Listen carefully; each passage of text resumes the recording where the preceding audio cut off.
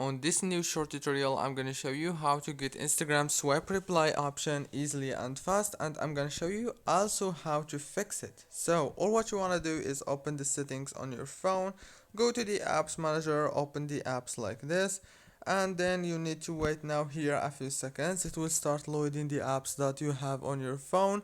So all what you wanna do is just keep waiting and then scroll, go to Instagram, click on storage, click on clear cache, clear data. After that, you need to open the Play Store and search for Instagram and then update it here. And you can do the same thing on the iOS if you have an iPhone. So after that, you have now to restart your phone, and that's it.